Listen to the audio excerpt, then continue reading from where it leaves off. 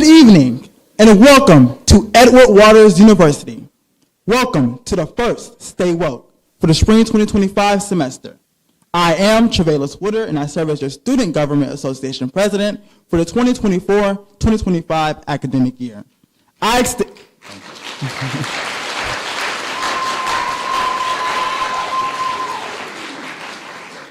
Thank you. I extend warm greetings from the state of Florida's first independent institution of higher learning and Florida's first institution established for African Americans, Edward Waters University. I would like to acknowledge our Board of Trustees, our President's Cabinet, our Royal Court and student leaders, and all of our faculty and staff, and our beautiful Tycee L. Faison.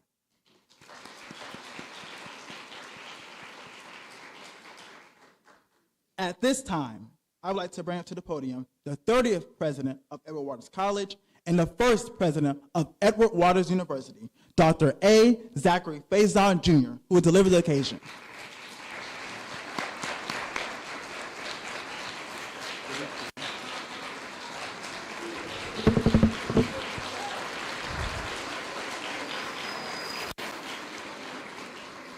Thank you so very much. You may be seated. Thank you, President Woodard. Good evening. And welcome to Edward Waters University. I am A. Zachary Faison, Jr., and I have the distinguished privilege of serving, as you heard Trevelus share, as the 30th president of Edward Waters College and now the first president of the Edward Waters University. Yes.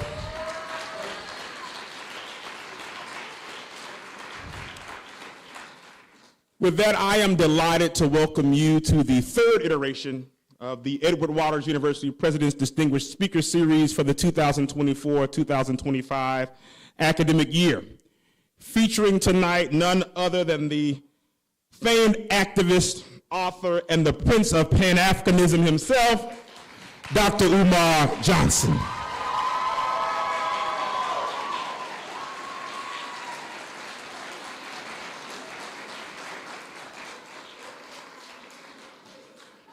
Additionally, and equally as important, our series intends to create a platform for the entire EWU community to hear and engage with accomplished and distinctive speakers, to provoke meaningful discussion, reflective and critical thinking, and to provide insight and illumination into the critical issues of our time.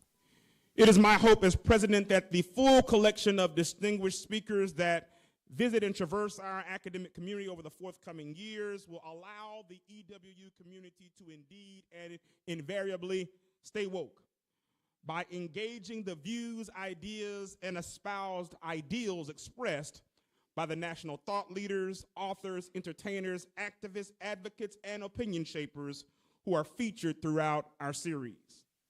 We hope that you leave tonight inspired, motivated, and or maybe even a bit agitated to expand your personal footprint as a socially responsible leader and architect of positive change here in the greater Jacksonville community and beyond. Now I will invite to the platform Ms. Christian Jusom, our 2024-2025 Queen of 1866, to introduce our speaker for the evening. Ms. Jusom.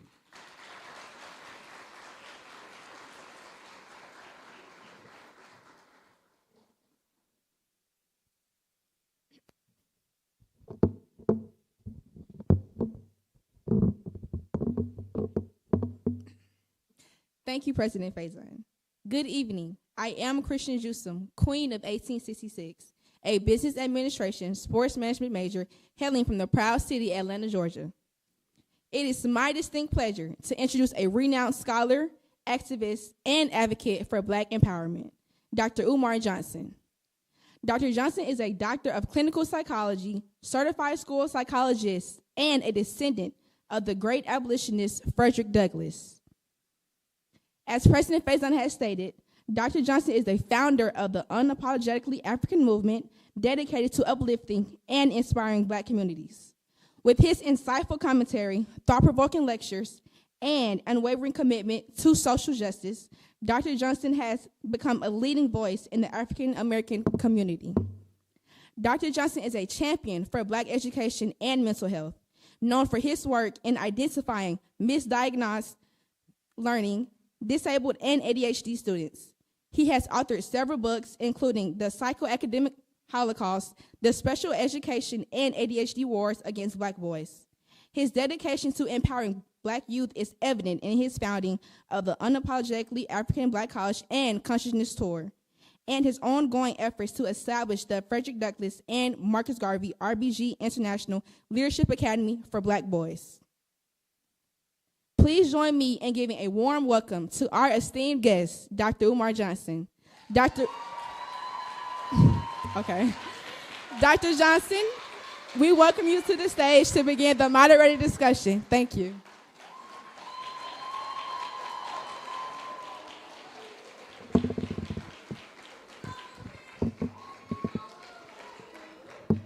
Edward Waters University. Make some noise, family, one time.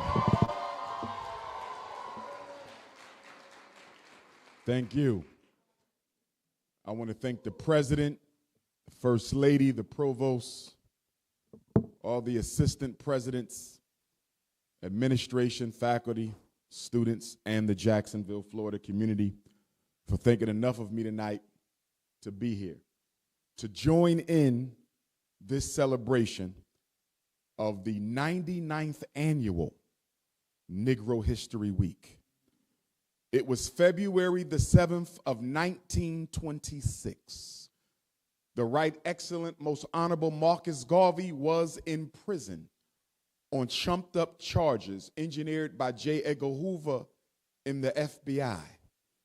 Dr. Carter G. Woodson, one of the first American Africans to get a PhD from Harvard University, founded in 1915 the Association for the Study of Negro Life and History.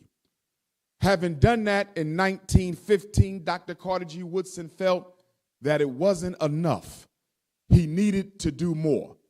And so on February the 7th of 1926, he gave us Negro History Week. And contrary to urban legend, it was not the government that gave us the month of February. It was not the white power structure that gave us the month of February. Dr. Carter G. Woodson chose the month of February because it included the Earth Day, the solar return of my ancestor and cousin, the great Frederick Douglass, but also because it included the Earth Day of Abraham Lincoln. And we know Abraham Lincoln was no friend of African people. But Dr. Carter G. Woodson saw fit to include him in the rationale so as to appease scared Negroes who didn't feel comfortable celebrating Black history without some white people getting some of the attention.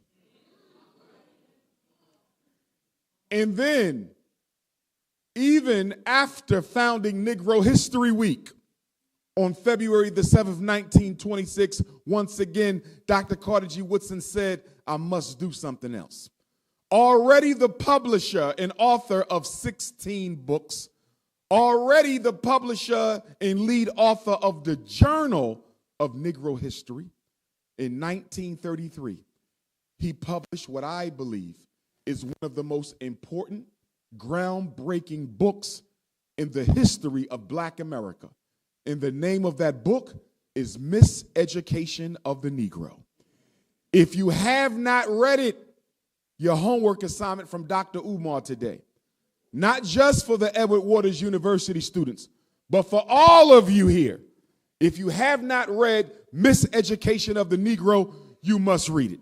I think it's one of the 3, not 5, not 10, not 25, not 100.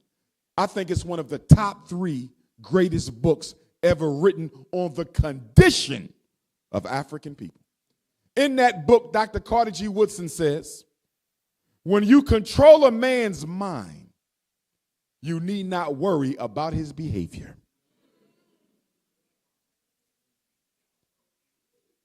When you control what he thinks, you need not worry about what he will do.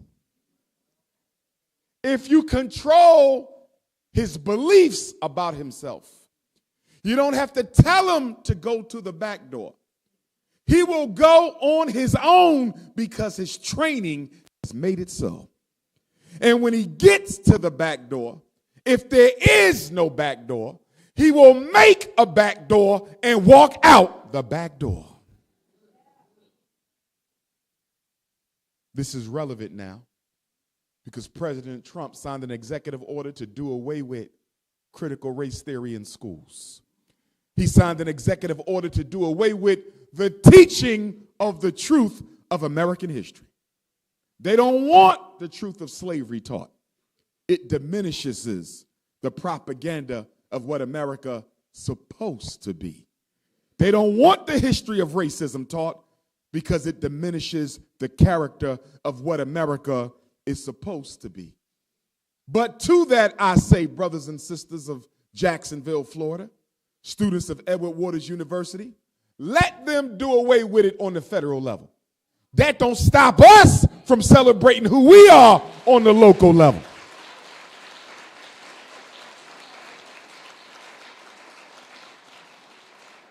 See, we have to understand as African people that the first step of getting out of slavery is realizing you don't need your slave master no more.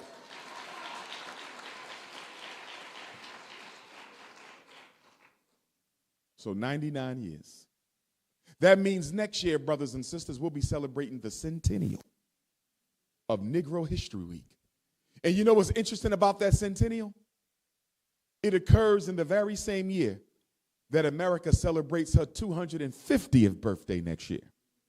So 2026 is the centennial of Black history, and 2026 is the 250-year anniversary of the birth of the United States. You know what that means? That means that every one of you has a decision you need to make between now and next year. And that decision is, will you be celebrating your slave master or will you be celebrating your ancestors? That's the only decision that you have to make for next year. See, the reason they want the history of slavery out of the books is because that can muddy up next year's celebration. The reason they need slavery out the way because next year is the big celebration where America's going to sell to the world this propagandized image of her being so holy and sanctified. So we can't talk about slave ships and rape. We can't talk about forced dehumanization. We can't talk about Breonna Taylor and Trayvon Martin. We can't talk about Sandra Bland and Amir Pope. We can't talk about Philando Castile and Freddie Gray. We can't talk about none of that because that makes us look bad. We got to tuck that in because according to the president, we don't want white kids to feel bad about what their ancestors did. That's interesting, ain't it? Don't tell the truth so white kids don't feel ashamed. But you had no problem telling lies to black children for 400 years and nobody signed that out in an executive order.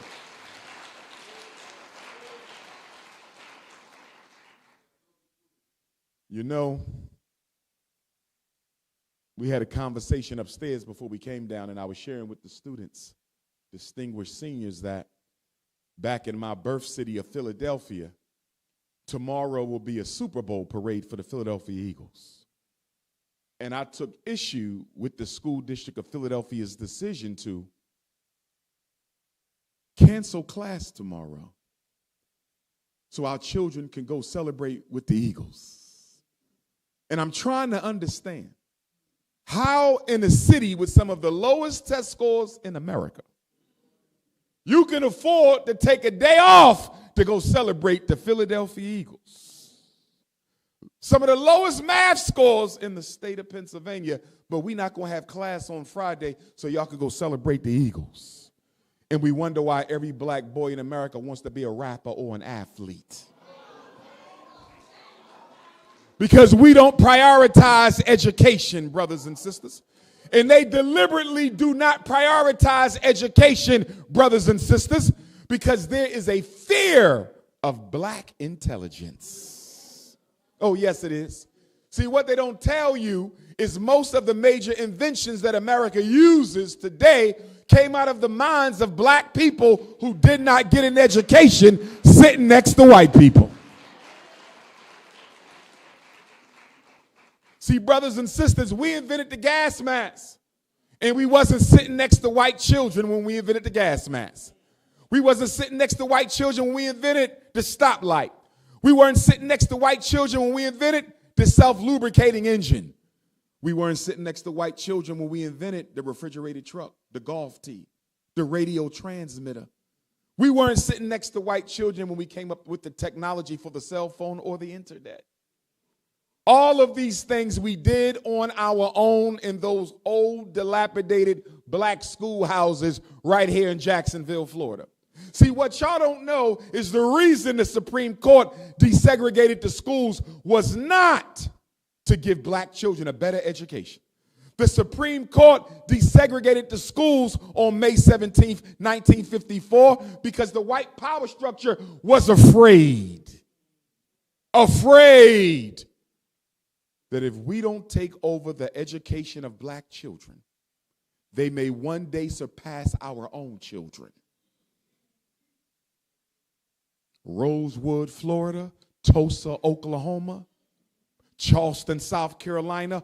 You know what gave birth to these black Wall Streets? Those dilapidated black schoolhouses. And America was scared that if you don't bring the Negro under our direct academic supervision, he will surpass our white children.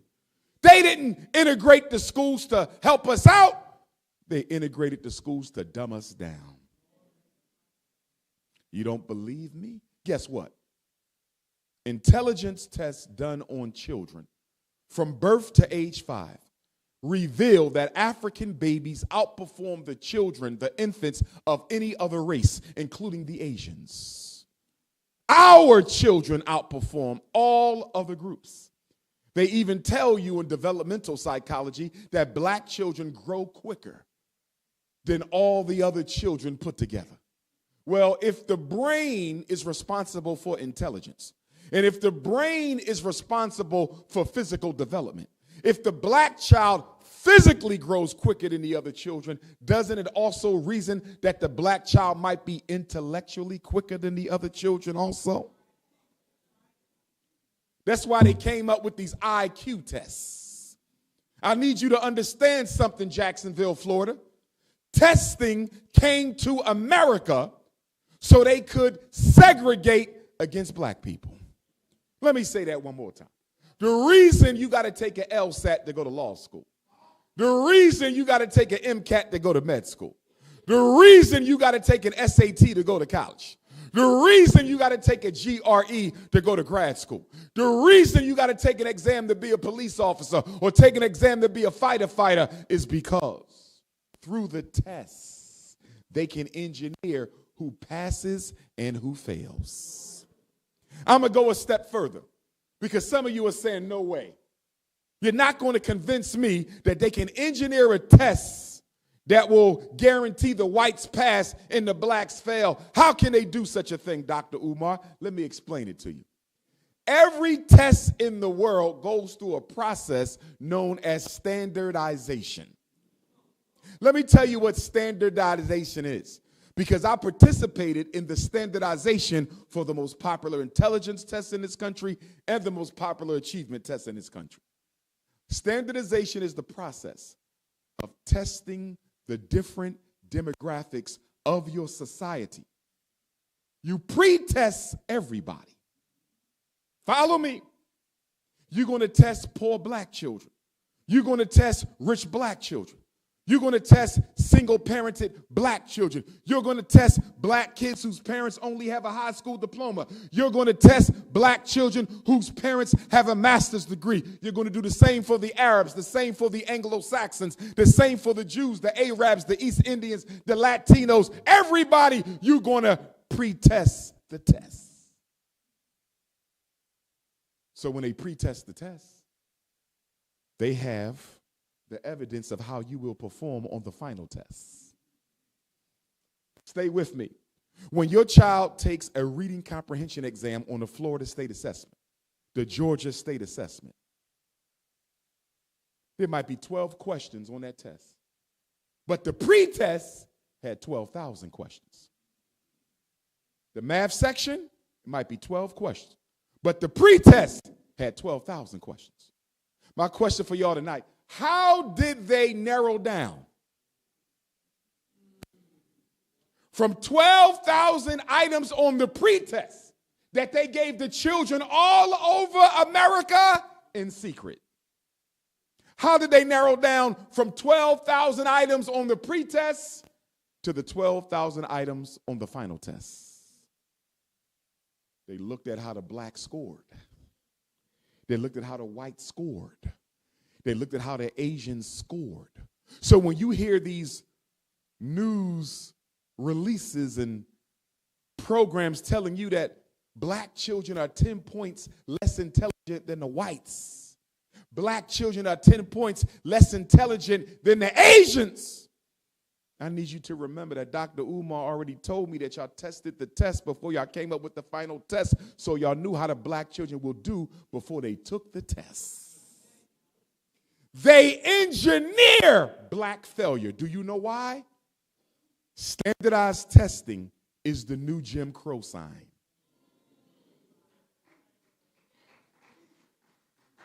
The way you keep black people out of opportunity is give them a test, engineer the test, and when they fail or score low on the test, you don't have to say, I'm keeping you out of grad school because you black. You say, I'm keeping you out of grad school because you ain't score high enough. The test score does the same thing the no blacks Jim Crow sign does. But the added advantage of the test score is you're using numbers and not words. And because you're using numbers and not words, black people think they have a fair chance. When we give an IQ test, brothers and sisters, there's 4 major sections of the intelligence test. There's processing speed, how fast you can execute intellectually. Black children do as well as Asians and Caucasians. There's working memory, how well you can hold information in your mind and manipulate it. Black children do as well as Asians and Anglo-Saxons. There's nonverbal reasoning, how well you can solve problems for which you receive no education, like a Rubik's Cube. Black children do as well as the Anglo-Saxons and the Asians. So if black children do as well as everybody else on processing speed, if black children do as well as everybody else on nonverbal reasoning, if black children do as well as everybody else on working memory, why is there a consistent 10-point black, white, black, Asian test score? You know why? I neglected to give you the final composite. And guess what that one is called? Verbal comprehension. Do you know what that is? That's the words and ideas white people use that black children never heard of, don't need to know about, and it has nothing to do with how smart you are. In fact, we call verbal comprehension crystallized intelligence. Do you know what that means? It is based on how well you've been educated. So what is it doing in an IQ test? IQ test is supposed to measure native intelligence, not learned information. So you know why they leave it in the IQ test? Because without it, there's no black-white test gap. The white privilege is in the verbal scale. So you say, Dr. Umar, why don't we get them to take it out? They'll never take it out. Because if they take it out, the fallacy of white intellectual superiority falls apart. And if they take it out, black children in Florida might start scoring higher than white children in Florida. And you can't have black children in Florida scoring higher than white children in Florida because you upset the status quo. Now you got to ask, why we only got 2 black students working on a medical degree at the University of Florida if blacks are scoring higher? Why you only got a handful of blacks at Florida State working on a law degree if the black kids are scoring higher? If the black children outscore the Asians and Anglo-Saxons, you no longer have an excuse for white privilege. So they use test scores to keep black people in their place. America tests more than any other nation on earth for that very purpose of denying opportunity. Because guess what, brothers and sisters? If you intend to teach everybody, you don't need a graduation exit exam. In fact, how is it possible that I can have straight A's and B's on my report card for 12 years and fail a graduation test? As Brother Malcolm said, you've been had, you've been hoodwinked, bamboozled, run amok, and led astray. One of the reasons I decided to build the Frederick Douglass Marcus Garvey Academy is I got tired of going to school fighting for our children. They want to put them in special education. Isn't the education in Jacksonville special enough? It don't need to be no more special than what it is. Well, he's behind in reading. I understand that. But you don't go to special ed because you're behind. You go to special ed because you're disabled. And the problem in Jacksonville, Florida, the problem in Hollywood, Florida, the problem in Miami, Florida, the problem in Orlando, Florida is most black parents think special ed is for children who are behind. If you are behind, you don't go to special ed, you get a tutor. You only go to special ed if you are disabled. Raheem is in the 5th grade. Raheem is reading on the 2nd grade. Raheem is not disabled. Raheem is behind. And do you know why Raheem is behind? Because in 2nd grade, Raheem had a first-year teacher. She could barely read her damn self.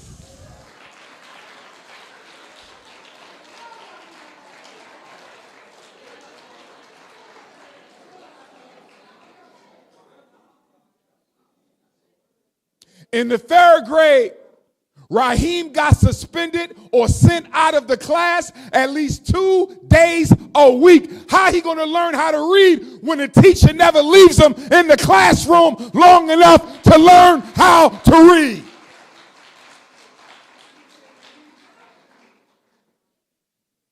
In the 4th grade, Raheem's 4th grade teacher went out on maternity leave. I understand. She went out just before Christmas on maternity leave. She was gone the rest of the school year. So Raheem had 15 substitutes from Christmas to June. He ain't learned nothing because he had a long-term substitute. And the long-term substitute don't have a degree in reading instruction. The long-term substitute don't have a degree in math instruction. The long-term substitute was just somebody who needed to pay their mortgage. And they knew that the quickest way to get a job is by being a substitute teacher in a black neighborhood.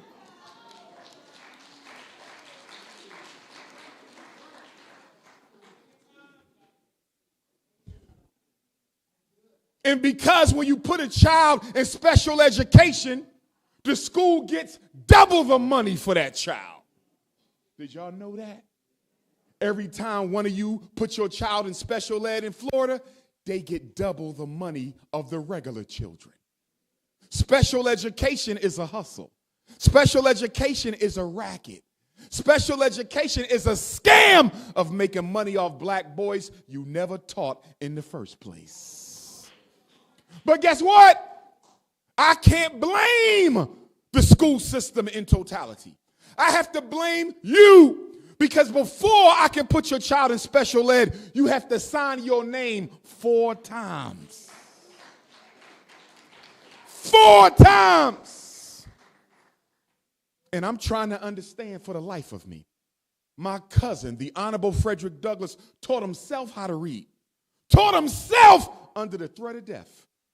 200 years ago, taught himself. And here we are 200 years later with libraries in every community, bookstores in every city, retired teachers in every church. And your son can't learn how to read without a special education. Listen,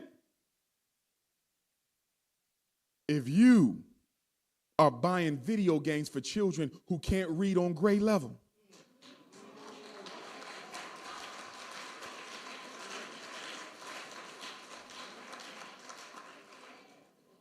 if you buying tablets and iPads for children who can't count on grade level.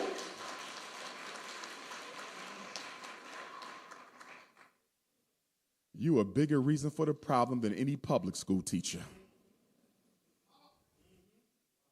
Because they will have our children for 1 year, maybe a few, but they our babies for the rest of their life. And what the school district gets wrong, the black community has to pay for. These brothers running around sticking people up, robbing cars, selling dope, doing whatever they do. You know why they doing it? Because nobody gave them a chance when they sat in them classes. And then we add to it because all we want to do is celebrate the athletes. My son is the #1 quarterback in Florida. Can't even write his own name. And what you need to understand is that a child in America has a greater chance of being struck by lightning than ever becoming a professional athlete.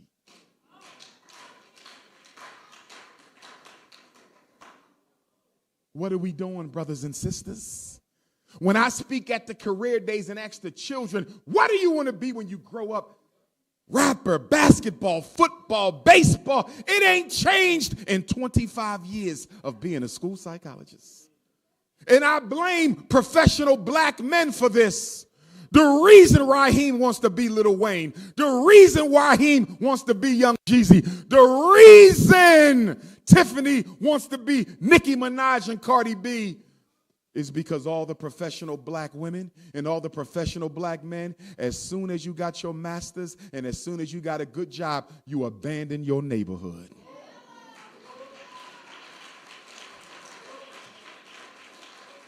So when our children come outside, they don't see doctors, they don't see lawyers, they don't see dentists, they don't even see the politicians or the principals.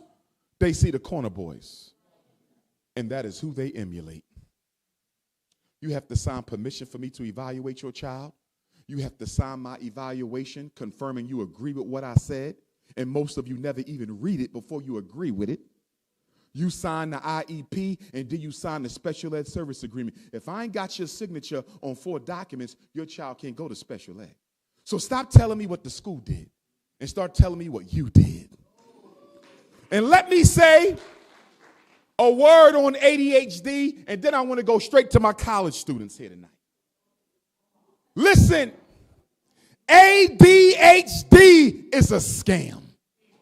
Don't you ever put your child on Ritalin. Don't you ever put your child on Adderall. Don't you ever put your child on Cyclert. Don't you ever put your child on Metadate. Don't you ever put your child on Concerta. These psychiatric meds are nothing but synthesized crack cocaine.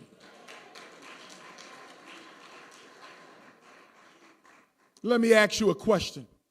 When did we get ADD? 1980. When did the CIA drop crack off in the black community? 1980.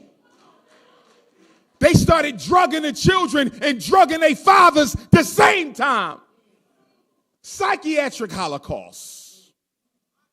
You mean to tell me most black boys in Florida go to a school dominated by women? Black women or white women, women none the same. And I'm not demonizing women. A lot of them care. But when you stick a boy in a female-dominated institution and you expect him to act like a girl, and when he can't sit still like a girl can, he's considered mentally disordered. Something's wrong with that.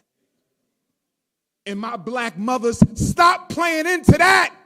Your son is not your daughter when a girl goes through puberty. When your daughter hits 11 and 12 years old and she goes through puberty, when her body starts making her into the woman she's going to be, she sleeps all day. Girls sleep through puberty. I'm tired. I need a nap. But when boys go through puberty, we don't sleep. We don't sleep at all. We want to run, tackle, jump, climb, break, fight. That's what a boy does. But when you're a black boy in a white-dominated public school system that never wanted you anyway, when you don't know how to sit still like a girl for 8 hours a day, something your teacher can't even do. They send you to the psychiatrist to get some medication. What the hell you need medication for to get an education? Drugs, so you can sit still long enough to learn about Christopher Columbus. Thank you, King. Do you know what ADHD really stands for? Ain't no daddy at home disorder, ADHD. Ain't no daddy at home. That's all it is. 1980, they start locking up the men for crack. 1980, they dropped off ADHD. 1980, they dropped off Ritalin. So you mean to tell me my father could go to jail for 20 years for having an ounce of crack? Because selling drugs is wrong. But you will give me the same drug. Listen to the hypocrisy. My father in jail for 20 years for an ounce of crack, but you will give his 5-year-old son the same crack so he can behave for white women.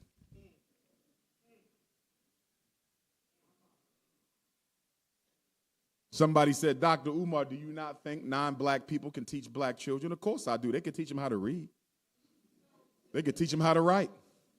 They could teach them how to count. They could teach them history and science and social studies. But you know the one thing a Caucasian, an Arab, an East Indian, a Latino could not teach us, and that is how to survive racism in America.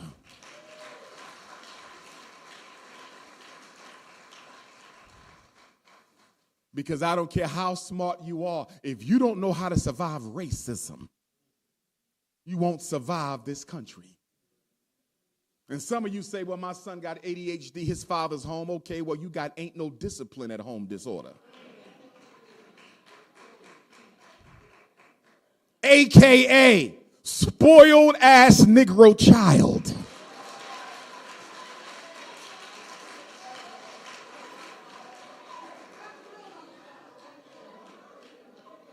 And if it ain't that, it's an artificial diet at home disorder. Sugar, caffeine, food dye, high fructose corn syrup.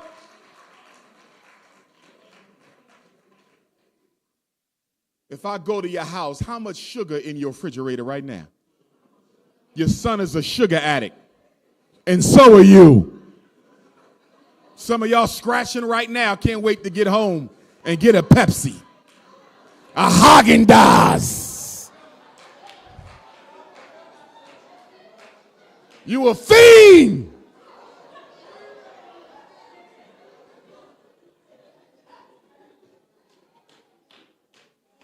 We got all kind of fiends in the black community. Fiending for sugar, fiending for weed, fiending for money, fiending for attention. And my young black brothers, some of y'all, fiending for snow bunnies.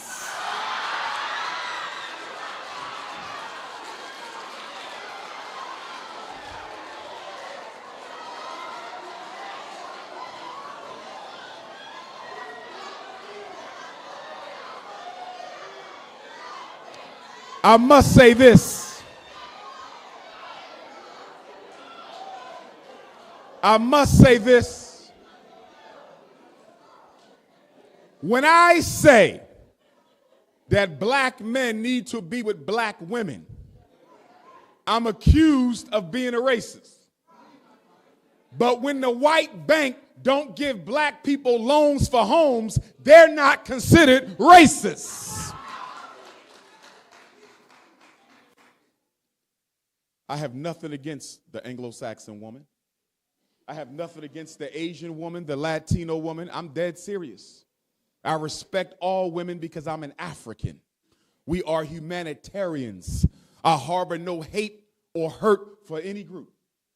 The reason I'm against black men dating out the community is not because of a hate, not because the white woman is less than. I will not do to them what they did to me. The reason black men need to stay with black women is because that's who we're supposed to be with.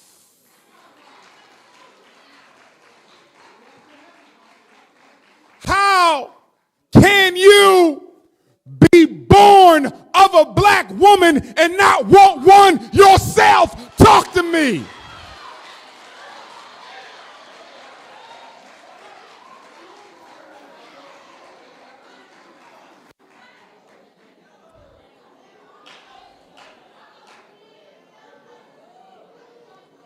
Listen.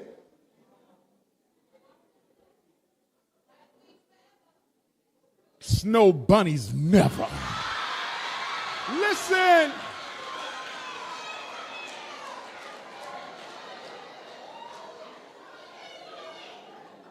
Marriage.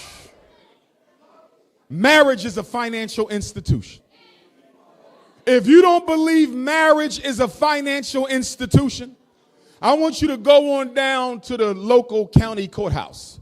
And I want you to sit in the courtroom when they're going over divorce proceedings.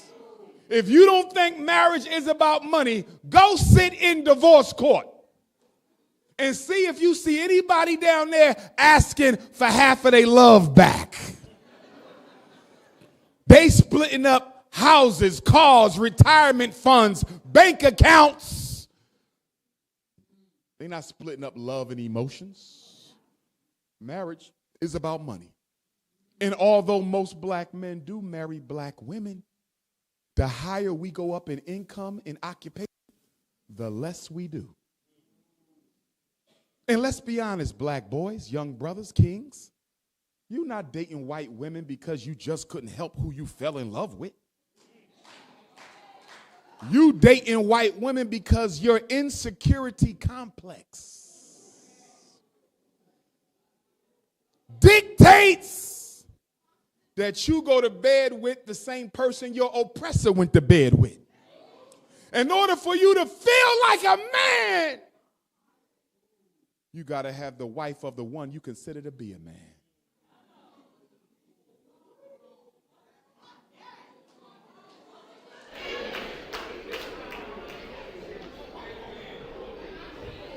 And when you leave this earth, your non-black wife will not be coming to the black community to drop off any of your money. Name me a single black superstar, singer, dancer, actor, rapper, comedian, who died and left their inheritance to a non-black woman. And that non-black woman came to our community to share some of the wealth. Not one of them. And they never will. Because you ain't nothing but an economic stimulus package for another community's daughter. And if you need your woman to be light-complected, we got light-complected sisters. If you need African vanilla, we got African vanilla. If you need African lemonade, we got African lemonade. If you need African pina colada, we got African pina colada. But we also got some of that sweet brown sugar. We also got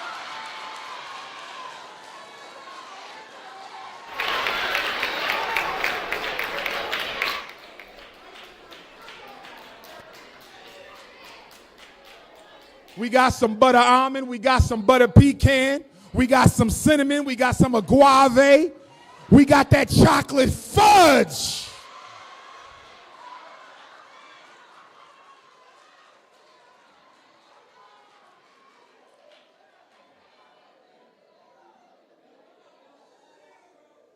To my college students, my university students, my EWU Tigers,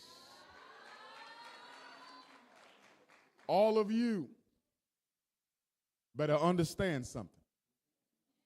That your time at this university must be taken seriously. what you're going through right now, this beautiful time of being a college student, one day it will be over. I wish I was back in college. No bills, no mortgage, no student loans to worry about. All you got to do is take your shower, get ready for class, go to the caf, go to the activity center, hang out, flirt with your girlfriend, have fun. You didn't have a worry in the world except your grades. But when you leave here, all the worries in the world will be yours. And you better make sure you leave here with that piece of paper called a college degree.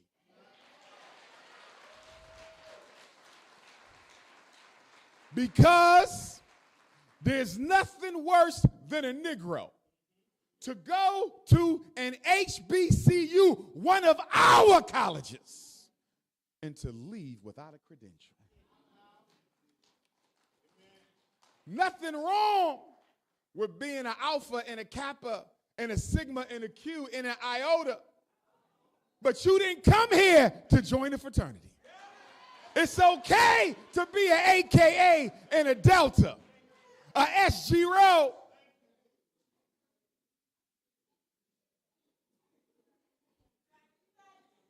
Hold on. In my sexy Zetas. But you didn't come here to be that. It's okay to be the president of a student organization, the vice president of another one, the secretary of another one. It's okay to be on the band. It's okay to write for the newspaper. It's okay to be a part of all the clubs, but you didn't come here for that. You came here to get your education, and you better get it, and you better make sure you graduate from EWU with a QPA respectable enough to earn you a spot in grad school. Because I work with young people who got that bachelor's, but grades were so low when they earned it that nobody will give them a seat for their master's. So you better make sure you taking care of business.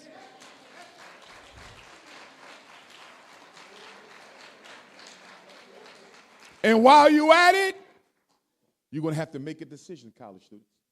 All of us in here who done been to college, we had to make that decision. And that decision is a real simple question you will ask yourself.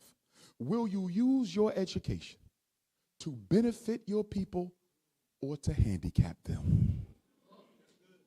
So many of our greatest minds sided with the power structure against their own. What if Condoleezza Rice was on our side? What if Clarence Thomas was on our side? You can't walk the fence. 20 years from now, I either call you a hero or a sellout. Choose your side. And I want you to understand, EWU students, that everything you become or don't become in life is a direct result of one thing. It's not your intelligence. It's not your attractiveness. It's not your talents, your skills, your family background, or your hometown. The most important thing that will dictate how far or not far you go in life is the amount of discipline you have built into your character. And what is Dr. Umar's definition of discipline? It's the ability to do what you don't want to do when it has to be done, whether you like it or not.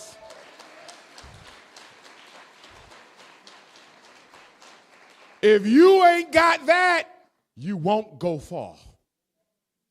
This world ain't run by people who are the brightest. This world is run by people who are the most committed. Persistence and determination runs this earth. Do you know most medical doctors were not mentally gifted? Most medical doctors didn't even graduate at the top of their class. They became doctors because they was committed to doing so. What is it you're committed to? What problem in Black America are you going to solve? because we not done yet. We got hospitals that ain't been built. We got communities that ain't been built. We got diseases that don't have cures. We got children without no fathers. You got work to do. And my beautiful African princesses, I need you to understand, ladies, right here, right now, before you get out there, that you are so much more than your hair.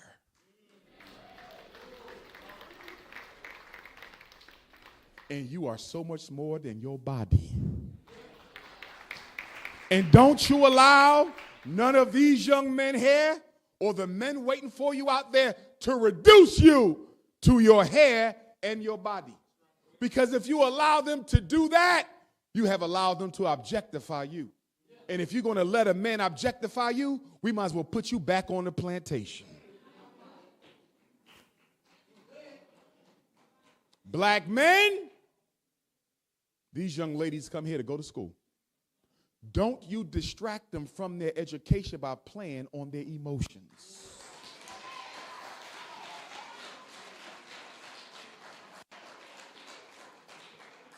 The late, great Pan-Africanist musician Bob Marley once said, one of the worst things a man can do is open, be loved, with no intention of fulfilling it.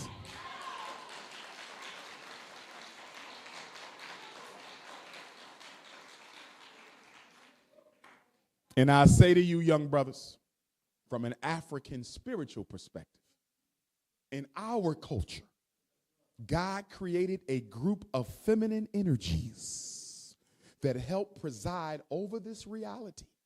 And those feminine energies are the caretakers of women's best interests. And when men mistreat women, those same spirits that protect our women will punish you.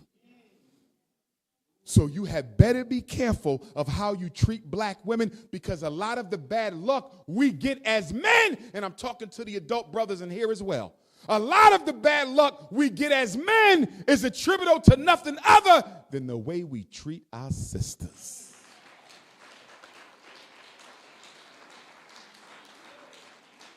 As I prepare to wrap this up, I want to say this. We've had 4 serious struggles in our time here in America. Our first struggle, the first 100 years or so, we fought for our humanity. Some of y'all don't know this. Before we could fight to end slavery, we had to prove that we were human beings. Did y'all forget that? I think y'all forget that. And you know why I think y'all forget that we had to fight for our humanity? It's because I see a lot of you, students and adults, putting our struggle as Africans in America on the same level as immigrants. I see some of y'all putting our struggle as Africans and Americans on the same level with those who fight for sexual freedoms. I see y'all putting our struggle in America as American Africans on the same level as gender equality. I'm sorry, brothers and sisters. LGBTs were not put on slave ships. I'm sorry, brothers and sisters. White women weren't put on slave ships. I'm sorry, brothers and sisters. European and Arab and Asian immigrants were not put on slave ships. Africans were put on slave ships. Stop confusing. Stop confusing who we are and what we've been through. We're the only people in America who showed up as imports. Everybody else showed up as immigrants. We're the only people in America whose dehumanization was codified by law. The United States Constitution gave you a right to dehumanize and own black people. That wasn't true for nobody else. We are the only people where it was punishable by death to want to get an education. You ever see pictures of our ancestors in slavery with their fingers missing? That's not because they had an accident. Whenever you got caught with a piece of paper, a pen or a pencil, or a book in your hand, they would cut one of the digits off. So if you got caught 3 times, no thumb. You got caught 3 more times, that finger gone. And if you kept on getting caught trying to learn, you might end up with no hands at all. Don't you dare compare me to somebody else's struggle. Black woman, could you imagine having a baby, walking through Jacksonville, Florida on a slave auction? And because your baby crying too loud, because your baby is too much of a distraction to the slave auctioneer, he would take your baby and give it away for free for anybody who wanted one. And if nobody wanted the baby, they were suffocated underwater. And you want to compare what we've been through? Do y'all know that our little girls, 7, 8, and 9, was the preferred bedmates of these slave masters? Thomas Jefferson used to go to bed with a little girl named Sally Hemings. And he was so sexually maladjusted that even when he went home to Europe on vacation, that little black girl, Sally Hemings, had to go with him. And you want to include the immigrants? No, I respect the immigrant struggle. I respect the women's rights struggle. I respect the LGBT struggle in terms of not being harmed or hurt, because I don't think nobody should be hurt for whatever situation they got going on. But you ain't go through what I've been through. And you ain't going to cherry pick my struggle for your benefit.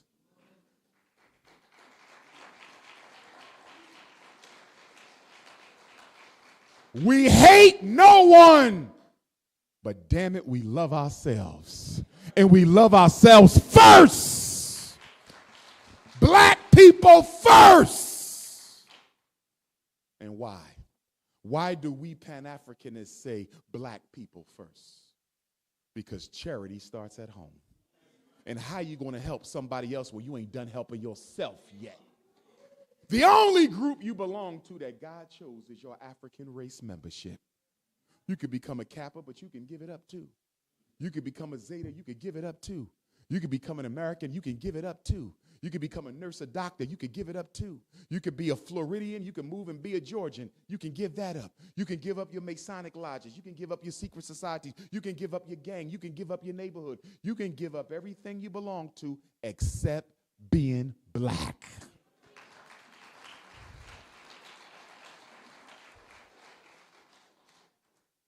I want to tell a story to end my message tonight. Before I do, I want to give you my phone number, especially my parents. If you got issues with your children and you need to schedule a consultation, send me a text message and we will schedule it. Do not put babies in special ed. Why are your children being evaluated at 5, 6, 7 years old? Are you crazy? How in the hell do you have dyslexia at 5 and you just started learning how to read? Will y'all please knock it off? You know what the problem is? Too many black children got teachers who don't care and black parents who couldn't care less. If I was in charge of mental health in the black community, we wouldn't even evaluate the children. Never again. We would only evaluate their parents.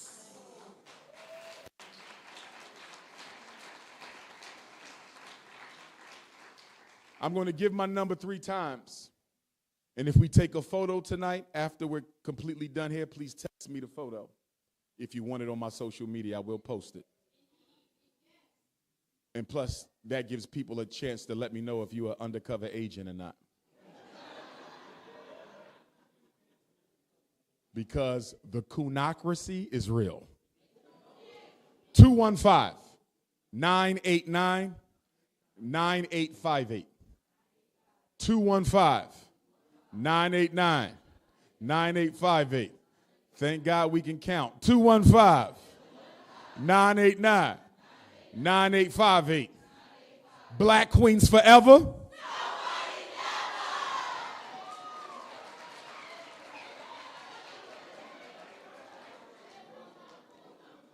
I want to give you a story. And the story I got for you is the story of a black woman whose birthday we celebrated on January the 29th. By most historical accounts, that's the day on which she was born, January the 29th of 1820. Her name was Araminta Ross. In her early 20s, Queen Mother Araminta Ross ran away from slavery. She changed her name, taking on the name of her mother and the last name of the man she thought she would stay married to. And so Araminta Ross became Harriet Tubman.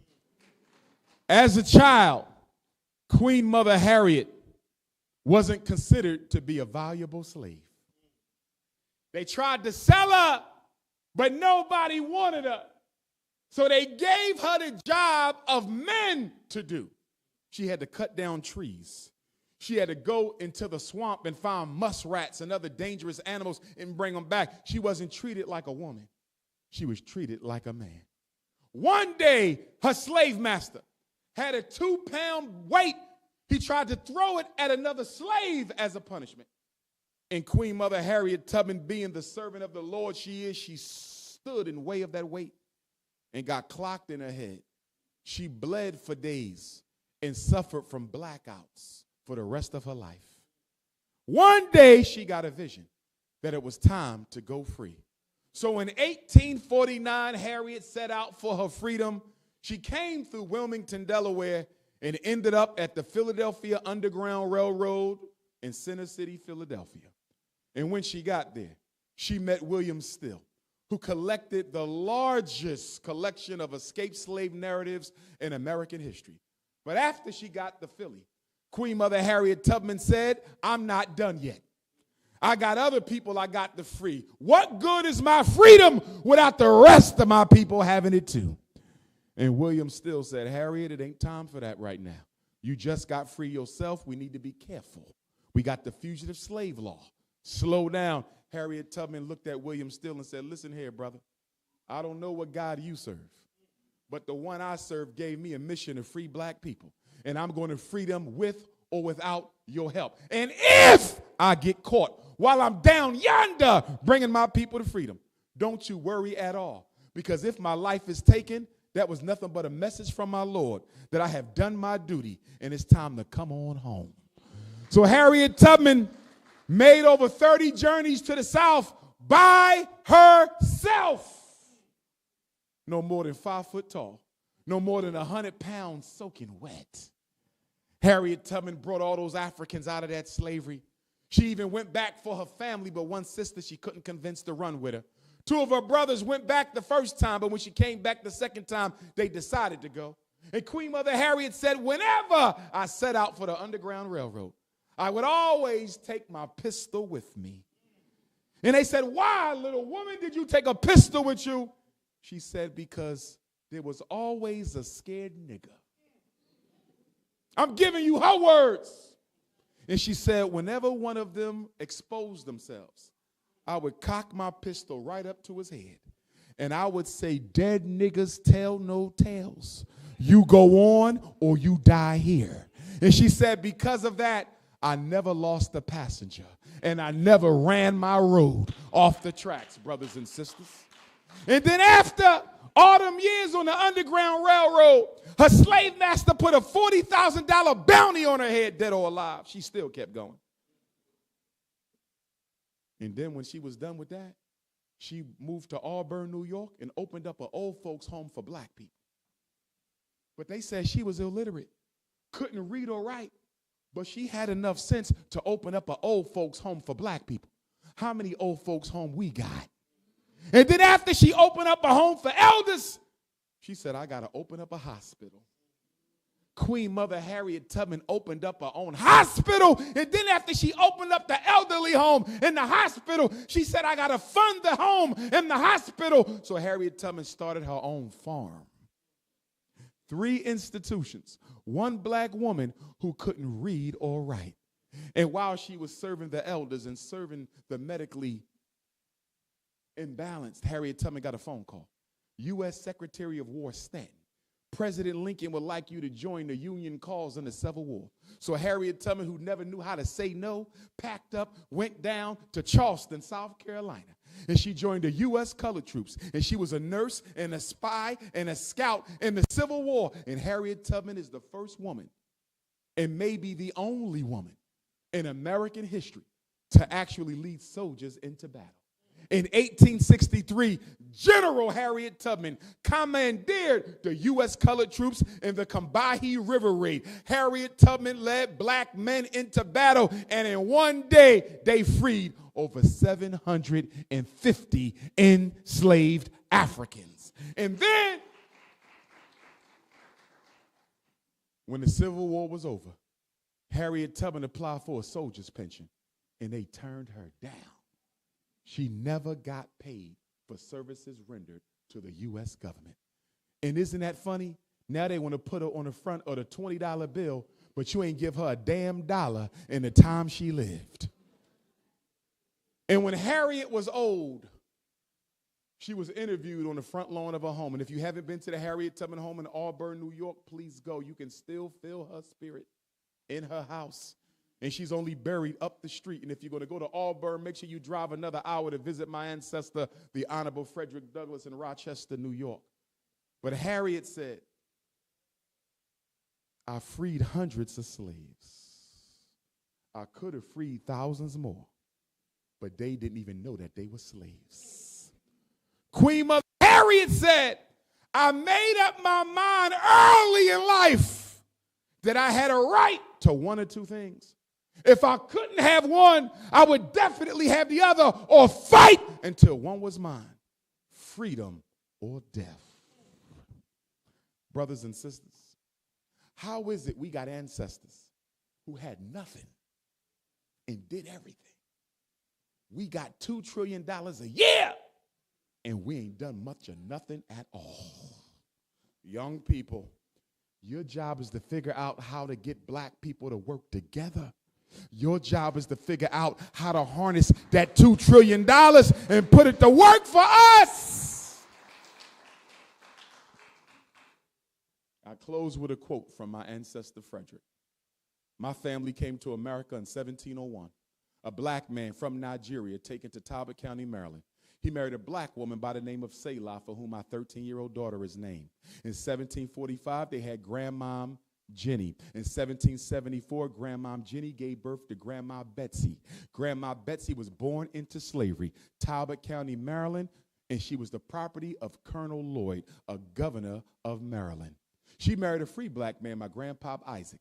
Between them, 12 children would be born, mostly daughters. One daughter was named Harriet, and another daughter was named young Betsy, my 5 times great-grandmother. These two sisters, Harriet and Betsy, were raped by the slave master who owned my family. And as a result of that rape, tomorrow, February the 14th of 1818, the greatest black leader to walk American soil was born. His name was Frederick Augustus Washington Bailey. At the age of 20, Cousin Fred runs away from Baltimore, through Philly, through Delaware, up to New York, and he changes his last name to hide his identity on the fugitive slave trail. So in 1838, Frederick Bailey became Frederick Douglass. In 1819, his half-brother and first cousin was born, my 4 times great-grandfather Stephen Henry Bailey. They were cousins because the mothers were sisters, but they were brothers because a slave master raped both sisters. My grandpop Stephen married Grandmom Caroline. She didn't learn how to read until 1909. On November the 14th, 1841, they gave birth to my 3 times great-grandfather, George Washington Bailey, the first black public school teacher in Denton, Maryland. In 1861, the Civil War kicks off. Frederick doesn't fight, but he sends Lewis and Charles, his 2 sons, to the Boston, Massachusetts 54th Colored Regiment. If you've ever seen the movie Glory, Denzel Washington and Morgan Freeman, that's the movie of my cousins, Lewis and Charles Douglas. But what they don't tell you in Glory is that the grandfather of Pan-Africanism, Major Dr. Martin Robinson Delaney, the first black man admitted into Harvard Medical, but he was kicked out of Harvard Medical School because the white students refused to go to class with him. His son was in the 54th Massachusetts. Sojourner Truth, grandson, was in the 54th Massachusetts. My grandfather Stephen and my grandfather George fought in the United States Colored Troops of Maryland, the 9th and the 19th Regiment. You know what that means? My grandfather was at Appomattox when General Robert E. Lee surrendered the Confederacy. So don't you let anybody tell you that Abraham Lincoln freed the slaves. Abraham Lincoln didn't free the slaves. The slaves freed Abraham Lincoln. Let's understand that. We won the Civil War. They were losing, and that's the only reason why they led us in the Civil War, because Frederick Douglass, Martin Delany, Harriet Tubman told Abraham Lincoln, you're going to lose this country due to your bigotry of the black man. We won this country, so you don't owe nobody nothing. That flag don't wave without your blood. The red in that flag is your blood. So when the Civil War is over, Grandpop George marries Grandmom Annie. My grandmama Annie Wayman was the niece of the Bishop Alexander Wayman, 7th Bishop of the AME Church and the first to write the history of the AMEs. They had my grandmom Caroline. She moved to Philadelphia. She had my grandma Vivian. Grandma Vivian married a Spanish-speaking Cuban immigrant from Havana. My great-grandfather Cicero, who I met on his deathbed. They had my grandmama Ida. My grandmama Ida married my grandpop James. They're both ancestors now. They had my father Jamal. My father Jamal married my mother Barbara in North Philadelphia. And on August the 21st, the anniversary of the Haitian Revolution. August the 21st, the anniversary of the Nat Turner Revolution. August the 21st, the anniversary of the George Jackson Revolution. August the 21st, the day that Emmett Till showed up in Money, Mississippi. August the 21st, the day Fannie Lou Hamer showed up in Atlantic City for the 1965 Democratic National Convention that will push the Voting Rights Act through Congress. Yes, Dr. King is a big reason we got the Voting Rights Act, but black woman, you make sure you let people know without Fannie Lou Hamer, there would be no Voting Rights Act for black people. A black woman helped us get that Voting Rights Act. Fannie Lou Hamer said, I'm sick and tired of being sick and tired. This black woman, she went into the hospital for medical treatment, and they gave her a hysterectomy without her knowledge. Fannie Lou Hamer got drugged off a bus one night coming from a voting right training, and they put her in a jail cell with a black man, and they gave the black man a lead pipe, and they made that black man beat Fannie Lou Hamer almost to death. She suffered liver failure, kidney for the rest of her life. Lost the vision mostly in one of her eyes. And when they interviewed Fannie Lou Hamer after this brutal beating at the hands of white supremacy, but through the hand of her brother, she said that if I have to die, I'm going to die 5 foot forward to freedom, because I ain't never going backwards. Frederick Douglass said, if there is no struggle, there is no progress. Those who profess to favor freedom but deprecate agitation are like men who want crops without plowing up the ground. They want rain but can't stand the thunder or the lightning. They want the ocean but they're scared of the roar of the water. Frederick Douglass said, a man may not get all he pays for, but we will pay for everything that we get. And if we as African people ever want to get free, we must pay for that freedom. We must pay with words. We must pay with blows. We might have to pay with blood. But power concedes nothing without a demand. It never did, and it never will. Frederick Douglass said, for 20 years, I prayed on my knees to God for freedom, but the good Lord gave me no freedom until I got up off my knees and started praying with my feet. He said, if you want respect from the white man, why do you look for pity? The man who pities you will never respect you. And the man who respects you has no need for pity. Frederick said, it is better to raise strong children than to repair broken men. The Honorable Marcus Messiah Garvey, who gave us the largest black organization in history, said, without confidence in yourself, you are twice defeated in the race of life.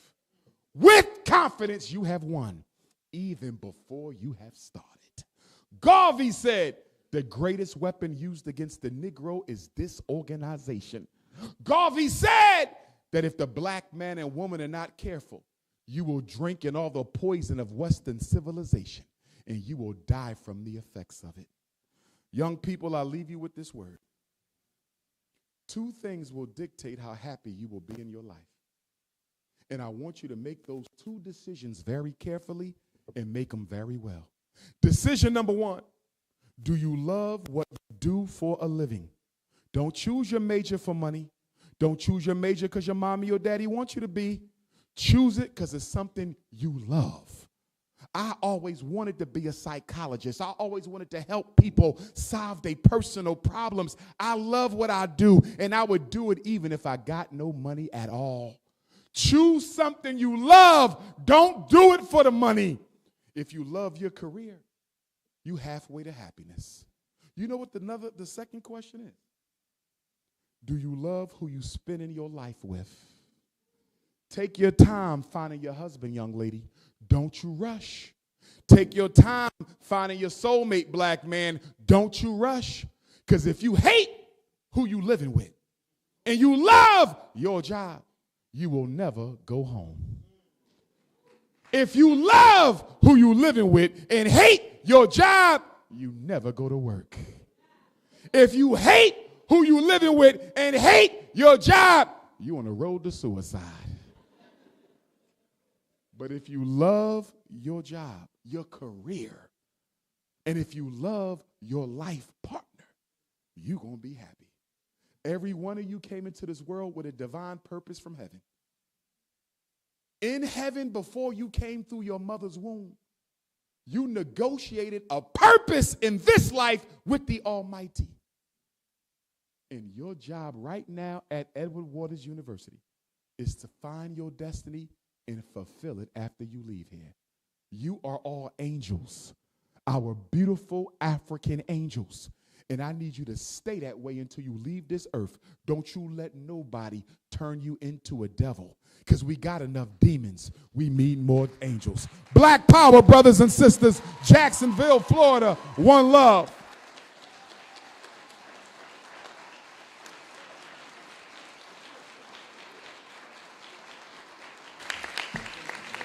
Come on, y'all can do better than that. Dr. Umar Johnson, Jacksonville, Edward Waters University. Come on.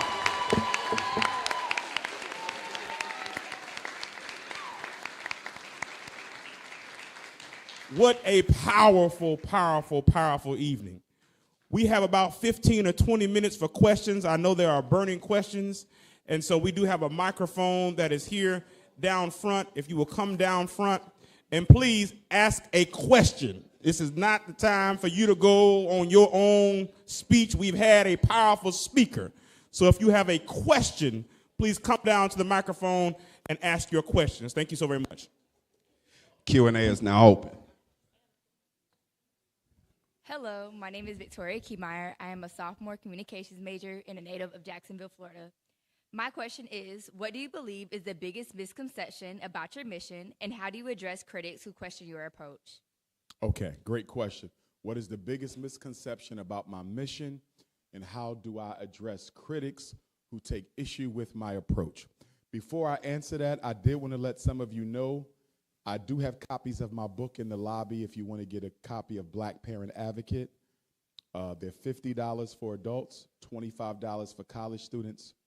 Everything you need to know to save your children from the school to prison pipeline. To answer your question,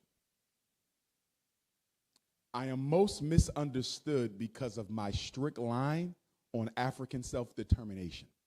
I believe that whatever is to be done for African people must be done by us alone, without any participation from other communities. Slavery broke our self-belief, and the only way we're going to fix it is by solving our problems alone. People take that to mean racism. People take that to mean that I hate people of another race. But when I always ask them to show proof, I have more videos on the internet than any scholar alive. I'm requested to speak over the world more than any black scholar alive. Quote me something where I said I hate somebody. Find it in my speech. Find it in my book. They cannot find it because it's not there. The truth of the matter is black people don't want to be responsible for themselves. We want to keep on depending on the government and white philanthropy to save us. We have to save ourselves. To the second part of your question, how would I respond to those who take issue with my approach? I probably wouldn't, because part of being unapologetically African is speaking the truth and letting the chips fall where they may. No reformer has ever been appreciated in the time they lived.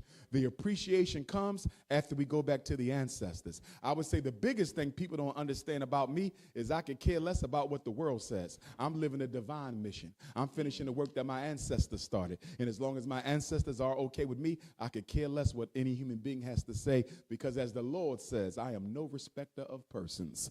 Black power. Thank you.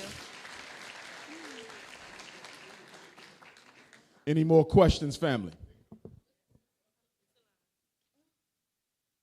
Good evening, Dr. Peace, Queen. Johnson. My name is Lamira King Blunt. I'm an alum of Edward Waters.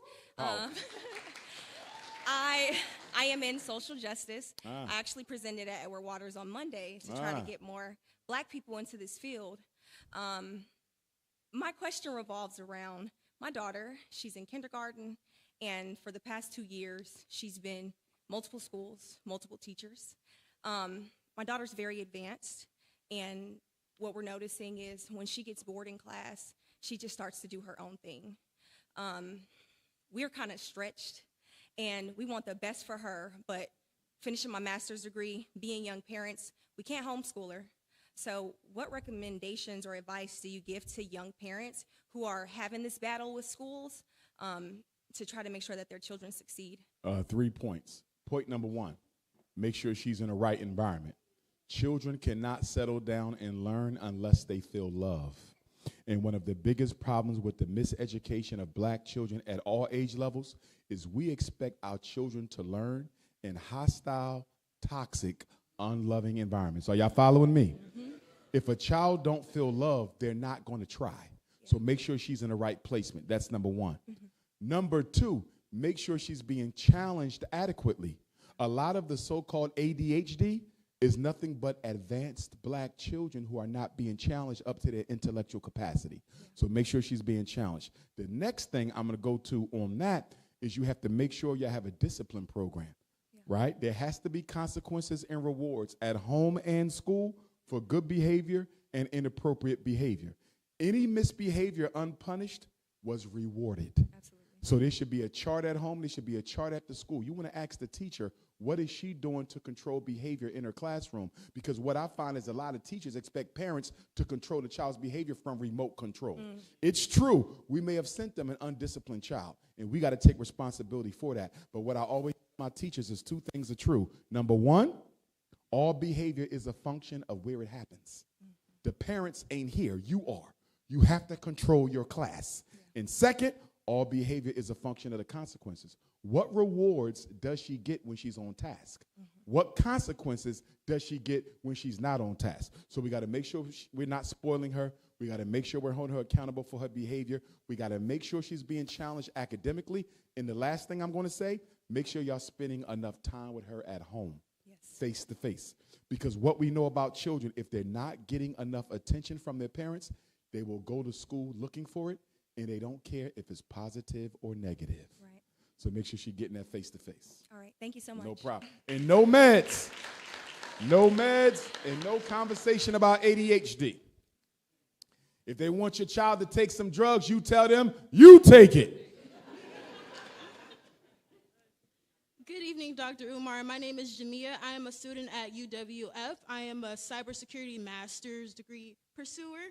And my question to you is, how do you recommend that we build an autonomous infrastructure on American soil, if possible? It's possible, first of all. We've done it before with all of our Black Wall Streets. Here's the situation. The reason Black Wall Street worked, Princess, is because the white power structure did not allow us to participate in their society. Necessity is the mother of invention, right? So the reason we built Tulsa, Oklahoma is because we had to. The minute white folks let us participate in their economic reality, we gave up all of our independent black institutions. We gave up our hospitals. Do you know we once owned over 500 black hospitals in America? 500.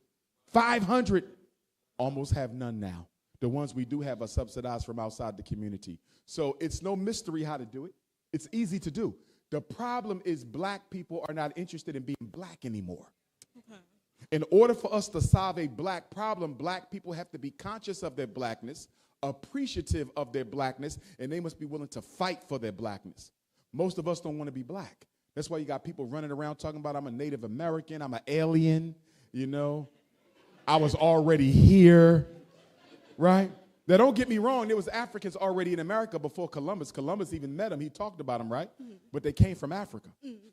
So when you hear a Negro who looks just like an African say they not African, you know you're dealing with a fool, right? The first ancestor in China is an African, confirmed. Chinese will tell you. The first ancestor in Asia is an African, East India. They'll tell you. The first one in Mexico, they'll tell you. Every people in the world knows that their first ancestor was an African, except the people who look most like the Africans. You were Cherokee, but the Cherokees owned slaves. Not only did the Cherokees own slaves, the Cherokee wrote you out of their constitution. Yes, the Creek Indians wrote us out of their constitution. Half of these Native American groups that black people claiming to be a part of don't even accept you. I'm not saying you ain't got some of their blood in your body. I have some Native American in my body, but I'm an African. Have you ever seen a white person find a black person in a family tree and start calling themselves African? The only people who will give up all their blackness to be something else is the Negro, because we hate ourselves. You're not half black and half white, you're half crazy is what you are. Stop running away from who you are. The thing is, we have to find the black people who are serious about being free and organize with them. We're not going to save everybody, right? You take this audience right here. 1/3 of us are going to be sellouts. That's just how it's going to be. We're going to run with the white man. We're going to love the white man. We're going to bunny hop, all that. That's a third, right? You got another third, we're going to be the freedom fighters. And then you got all the fence walkers in the middle, and we got to convince them to come over to our side. The worst thing we can do is try to take everybody. Find the people who want to be free and move like that. Thank you, Dr. Umar. Black power, princess.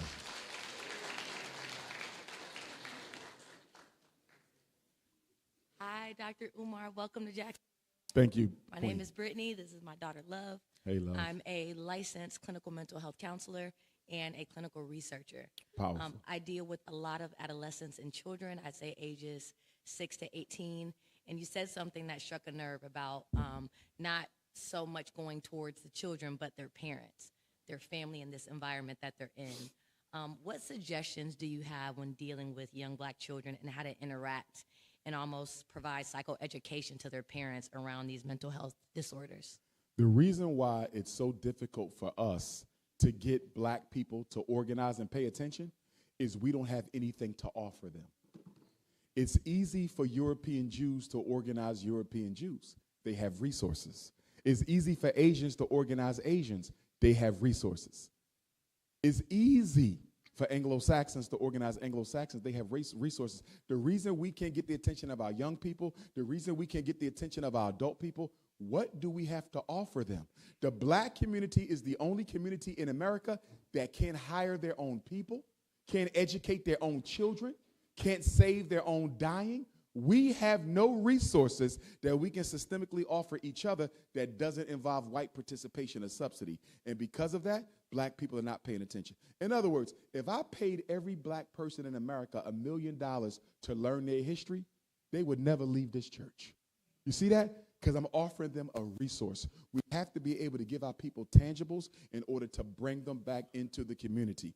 With that being said, I'm going to say this. When it comes to mental health, we do have to be careful, though, because we understand that white America really only wants to push psychiatric medication on black mental ill people. Did y'all hear what I said? When you go to therapy, you don't want the meds. Unless you're suicidal, homicidal, or schizophrenic, you don't want the meds. The reason why a lot of us are not seeking therapy is we don't want to be medicated. In most white mental health systems, all they are offering black people is more pills. Synthesized crack, very similar to the stuff that we buy on the street. The the Drug Enforcement Agency classifies crack cocaine in the same category as Ritalin. You see? So as you do your work, sister, and the rest of you who are in the mental health field, give our people talk therapy. They don't need the pharmacotherapy. Keep them away from the drugs. I know so many people who are living with long-lasting, irreversible side effects from being on medications too long. And for those of y'all who think your sons are too hyper, Is he in any organized extracurricular athletic activities, or is he in a house all day? You have to account for the need for black boys to run. You got to account for the need for black girls to run. A lot of us don't have activities for our kids and expect them to go to school and sit still, and when they can't, we say they're disordered. They're not disordered. It is a natural thing for a black child to need to run, crawl, break stuff, and play. It's part of being a child. Are you saying that there are no specific interventions to the black parents due to us not having anything tangible to offer? Well, it depends on what you're speaking of, because you're looking at over 400 mental disorders. So when you say interventions, there's not a general one. Are we talking anxiety? Are we talking The basics, I think anxiety, depression, ADHD. And even with that, why are we anxious? So for example, let's say you and I both suffer from generalized anxiety. You suffer from generalized anxiety because you was in a car accident, right? And so you're dealing with that post-traumatic stress. I'm suffering from generalized anxiety because I was emotionally abused by my father, right? So your treatment plan is going to be different from mine because your anxiety came from a car accident. Mine came from parental abuse. So as you know, with mental health, everything is very individualized. Mm-hmm. We can do group stuff, but we got to be very, very particular about the issue is that we're going to address with that group. So if you have some groups you're working with in particular, shoot me a text with some, and I'll give you some ideas. But it's hard to go holistic, right. You understand, because this whole room, you're going to have some alcoholism, but guess what? Everybody on alcohol for different reasons. He on alcohol because his wife left him. She on alcohol because she was emotionally abused. Somebody else on alcohol because they didn't dealt with racism so much on the job, they can't take it no more. Somebody else with alcohol because they got low self-esteem and just think they physically unattractive. So we can all have the same mental illness, but all with a different cause. Yes. And the treatment plan is based on the cause as well as the illness. Mm-hmm. But if you got some groups, let me know, because I'll send you some ideas. I got your information. Thank you so much. Appreciate you, Queen.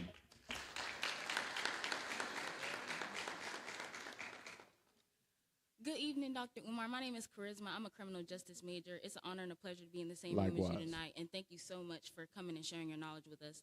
My question was, well, I grew up, and I went to PWIs like my whole life. Like every school I ever went to, I was the only black person in the room. So I came to a HBCU to be around more people who look like me. My sister begged me not to come here because she went to a PWI, and she was like, people who go to HBCUs, they're not on task. You know what I'm saying? Like, they get distracted easily. You know, all my family. She's a psychological casualty. All of them are with white people except me. And she bunny hopped? Yes. Mm-hmm. Yes, all of them. All of them. So my question is, you rode through the neighborhood to get here. I mean, we're still redlined. There's not a doctor's office or a Winn-Dixie or Publix or a decent grocery store for about 10 miles probably. So why do you feel like white people want to come to HBCUs, or how do you feel about white people in spaces that are meant to be dominated by black people, like, if you have any? I don't have a problem with their participation. I only have a problem if they are in the positions of authority and control. I believe that all black institutions are to be ran by black people. Y'all have a black president, and that's the way that it should be. I have seen articles recently talking about the white takeover of the HBCU. And I have been to HBCUs that have a very large population of non-African professors and non-African administrators. I would be lying to you right now if I didn't say that there is an agenda in this country to gentrify the HBCU. The good news about HBCUs, like Edward Waters, is you are private, which means you get to control your destiny. It is the state-owned HBCUs that are going to have the biggest trouble to remaining black because they're funded by the state and they are controlled by the state. I'll give you an example. Have you ever heard of HBCU Bluefield State in West Virginia? It is now a PWI. Yes, it was an HBCU started for us, but guess what? It got gentrified, and now it is predominantly white. It is no longer considered a predominantly black institution. Howard University, which many people consider to be the mecca of HBCUs, they have the largest non-American African population, and if it continues to be that way, Howard University may no longer be a predominantly black institution. And there are others. They want to gentrify the HBCU, and it's up to us, because guess what? They can't do it if we're bringing our children to them. So we have to make sure that we are pushing and promoting the HBCU mission, because guess what?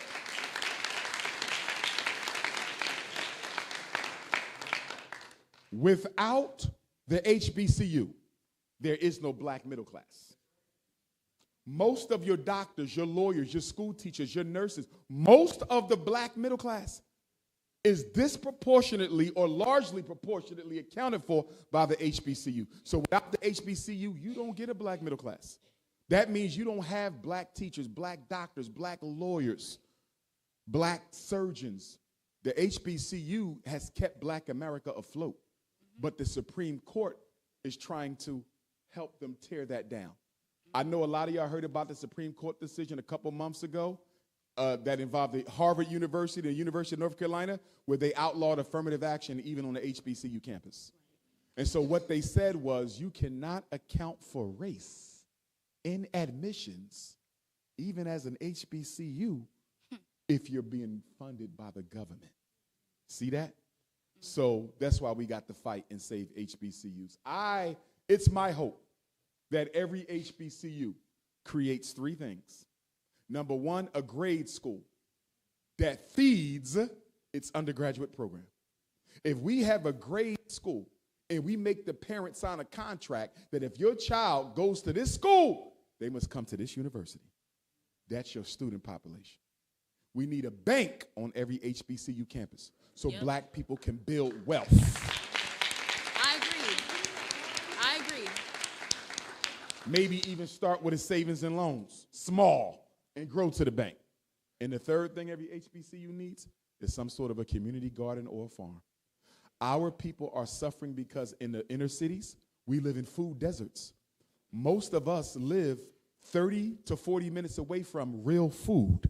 I'm not talking about the little corner store selling us junk and expired food. You're 30 minutes to 40 minutes away from real food. And so if the HBCU started a garden, they could supply our communities with fresh fruits and vegetables to help our people improve their health. School, garden, and a bank. Every HBCU should have them. And I also think our black celebrities need to all adopt an HBCU. We have too many billionaires and too many millionaires for them not to be adopting the HBCU. But you know what the biggest thing is?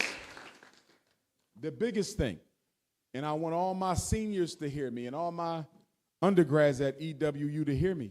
Y'all have to give back after y'all leave here. You must donate. A couple years ago, Harvard and Yale. Do you know that the IRS told Harvard and Yale that they have to liquidate some of their assets because they had more money than the government? Because their alumni give them so much money that the government stepped in and said, y'all got to liquidate some of y'all assets. And part of that liquidation agreement was when they came up with that full ride scholarship for black students. If you got a 4.0 and I think a perfect SAT, you could go to Harvard or Yale for free. That came out of the decision from the government that told them they had to liquidate some of their assets because that's how much money the alumni give. White alumni give more money than black alumni. We will go to our HBCUs for homecoming. We will go to our HBCUs to pledge people. We do not come back to give money. You got millionaires who came out of this institution who never wrote a check for it. So we have to get on the phone and do a telethon and call every graduate. I'm serious. You got to have a telethon, call every graduate of EWU. We need you to donate. Are you going to give $100 for bronze? You're going to get $500 for silver, $1,000 for gold. You see what I'm saying? We got to do that, y'all. Make them give back, and we got to stop letting people off the hook. Thank you so much. No problem, sister.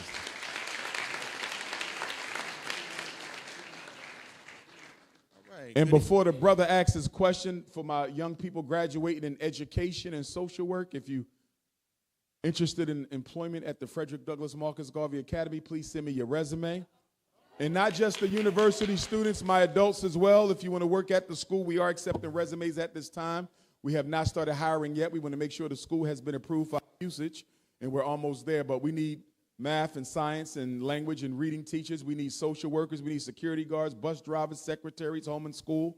We need people who know how to do natural hair because our school will be 100% all natural hair and 90% raw and vegan diet. You know how to do natural food. You could come be our dietitian. Okay? It's going to be 90%, not 100%, because I do need a Philly cheesesteak every once in a while. Okay? I will not be eating grass the rest of my life. But listen, natural hair care. Ladies, if you want to work at my school, you don't have to be natural now. But all my teachers got to have their natural hair.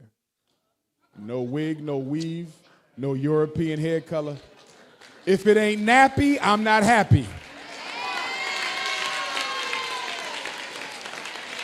My brother. All right. Good evening, Dr. Johnson. My name is Baruti Katembo. I want to thank you very much, firstly, for a very great and insightful presentation. Thank you.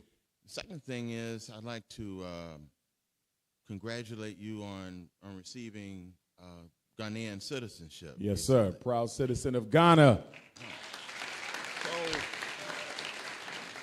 So in that, I wanted to kind of engage your thoughts about how you think the repatriation to various African countries, could be Ghana specifically, the question about dual citizenship, and maybe the diaspora Africans that have moved to Ghana, particularly maybe Tanzania and other places, set up settlements to get, engage in the country, in countries, how their presence there might be a win-win situation for African people here in terms of, getting business development, cross-linked, and other sorts of things going in a win-win situation. And also giving your last responses to the prior question when you mentioned about HBCUs, if you could maybe throw in some ideas about the positive impact that HBCUs might be able to receive by partnering with African institutions. Could be schools, but it could be governments for research and other sorts of things that might help to empower countries there, but also economically empower HBCUs here in a win-win situation. Got you. Great question. First of all, I think it's a brilliant idea for HBCUs to extend their mission into Africa. Imagine if we had an Edward Waters University campus in Ghana, Nigeria, South Africa. You follow me? And then you do your exchange students. So instead of us relying on American Africans who think they got to go to PWI, you just bring the African students right on over here. You follow what I'm saying? So I definitely love that part. Because I see that some of the fraternities, the Divine Nine, have already extended into Africa. There's chapters of Omega in Africa. There's chapters of, Delta in Africa. We need to do the same thing with the universities. HBCU should be global. There should be campuses in Jamaica, campuses in Brazil. There should be campuses in Canada. The HBCU mission should be global. We should start thinking beyond the borders of the United States, hands down. With regard to repatriation and dual citizenship, I'm going to be honest with you. I think Africa needs to be a little bit more selective. And I'm going to tell you why. When I go to Africa and I see our sisters, and I'm not picking on my queens, y'all know I love y'all whether you're natural or not, but I got a big problem when I see black women come to Africa with blonde wigs and weaves. You're supposed to be running from oppression, not bringing it with you. I got a big problem when I go to Africa and I see black men with non-black wives coming to Africa. So if I ever get the opportunity to have an audience with the president of Ghana or the president of Burkina Faso or the president of Sierra Leone or Ethiopia or any of the other African countries who have declared dual citizenship for those of us in the diaspora, I'm going to tell them, y'all need to put some requirements to this. And two of the requirements I think there should absolutely be is you cannot come to Africa with a non-African spouse, and you cannot come to Africa unless you have your own natural hair. And to that point, Burkina Faso and Sierra Leone, I heard this today. Somebody sent me a clip today that the government of Burkina Faso, President Ibrahim Traoré of the Sahel Alliance, and the president of Sierra Leone have passed a law. Unnatural hair is no longer allowed in their country for anybody. Citizen or non-citizen, you must be natural if you live in Burkina Faso and Sierra Leone. And we need to do that. And we as black men need to embrace and accept the fact that we are the biggest reason why black women are not natural. And this is why I don't go that hard on sisters, because black women are trying to be attractive to us. And in studying us, they see that we tend to prefer women who have a European phenotype. So if black men were more accepting of traditional African beauty, our sisters would stop perming and weaving their hair. A big part of this is ours. Every brother in here should go home tonight in the name of black history and tell your queen, shave it off bald. We starting fresh tonight. Shave it bald. Shave it bald. We going fresh tonight. Oh, yes. And guess what? Guess what, black women? You're talking to somebody who cuts hair, right? I cut my way through college. And what you need to understand is when you shave your hair off, it grows back stronger. So you see a lot of sisters, you might have a little bald spot you're dealing with, a little ringworm at the top. Cut it all off. And black man, what you do is you get you some hot shea butter, some almond butter, some cocoa butter, and you massage her head every night and you kiss her head. And you talk that hair on back. In 6 months, she gonna have a baby afro. Oh yes, I want black power. Let's get that natural hair back. But I love your ideas, Elder. I think we can implement all of them. I'm looking forward to doing a lot in Ghana now that I have my Ghanaian citizenship. I'm still processing the fact that I'm actually a citizen of an African country. It means so much to me as a Pan-Africanist. You know, I didn't know it would be Ghana. I thought it would be Nigeria. But I have no problem with it being Ghana because my ancestry does extend into Ghana. So I have no issue with that. Ghana has more slave dungeons than any other African country. So I'm sure quite a few of my foreparents came through those dungeons. So I'm excited and looking forward to do some things. I hope you took my number so we could talk a little bit more on the topic. Yes, thank you. Thank you, Baba. Thank you very much. Okay. Come on, let's give Dr. Umar Johnson another round of applause. Come on, y'all can do better than that. Y'all can do better than that.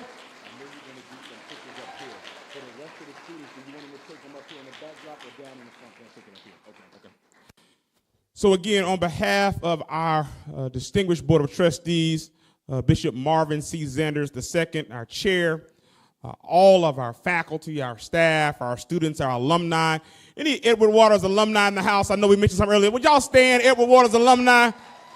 Let us recognize you. Thank you so very much for being here. I want to especially recognize our Student Government Association president. Would you please stand again, Mr. Valis?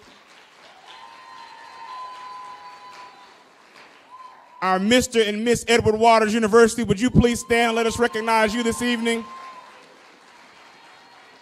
Our President and Leadership of Tiger Nation, would you please stand and let us recognize you this evening? We are so delighted again to have you all out, and as Dr. Umar said, we bring this to our community completely for free, okay? Completely for free. Here's the caveat, though. It is not free to run Edward Waters University. So I need you to go to www.ew.edu, and if you enjoyed tonight, make an investment. Make an investment so we can continue bringing these kinds of powerful lectures to this community. Can we do that? Can we do that?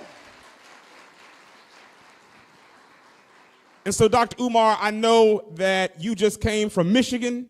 And I think after you're leaving here, you're going back to some other cold climates. So we have a gift that we want to give you this evening that perhaps you may take this with you and represent the state of Florida's first historically black college and university. I know you're a hoodie man. I'm a hoodie man too. So if you come to the podium, we want to leave you with this so that you can represent the Edward Waters University everywhere you go. All right? All right? Florida's first HBCU. Dr. Umar Johnson, y'all. Y'all stand up and give him a round of applause. Y'all stand up. Dr. Umar Johnson. So again, as he mentioned, he does have his books here. We're going to take some photos with my students first. I know I have other folks that are outside of the Edward Waters University community. He's going to be willing to sign some of his books and take some photos. But we're here for these babies. But they're not babies. But they're babies to me. They're my babies. So I want my students, if you all will come to the stage now, we're going to take some pictures. Thank you all so very much. And repeat after me, stay woke. Stay woke. God bless.